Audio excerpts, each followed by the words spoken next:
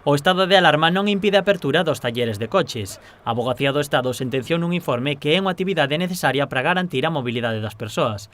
Pero a realidade nos talleres é totalmente diferente. O seu traballo diminuiu nun 90%. Pouca xente tamén, únicos que traballan nos supermercados e todo eso, pero claro, a xente, hai moitos controles por aí e non deixan pasar a xente, a onde vas ao super, vas tal, se lle din que van ao taller, pois ten que ser unha cousa moi grave, moi importante para que se o deixen pasar, porque senón xa os din os poucos clientes que veñen, xa o din que pararonme aí e tal, e non... Ten que ser unha cousa moi urgente para que os deixen pasar. No caso de Paz Díaz Motor, a empresa está composta por 6 traballadores.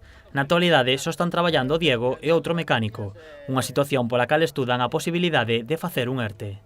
Pois nós por ahora aguantar ahora hasta o día 1, e o día 1 eu seguirei aberto, estarei eu solo, aínda que sea, e os outros, pois, oye, se non hai para pagarlle, pois non podo telos aquí, claro. A parálise está afectando a todo o sector. Por iso reclaman axudas para combater esta situación. Eu que sei, polo menos quitar os gastos que temos dos empleados, xa que non están podendo traballar nin nada, ou darlle unha axuda a eles xa canto antes, porque claro, os que viven ao día, pois será os que máis falta lle fai, claro.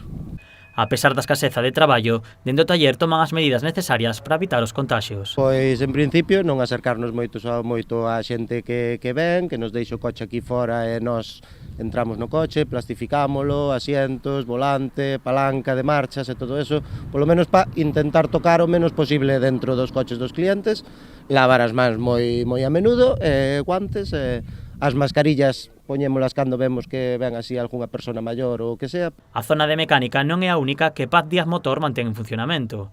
A área de lavado continúa aberta, pero só para autoservizo.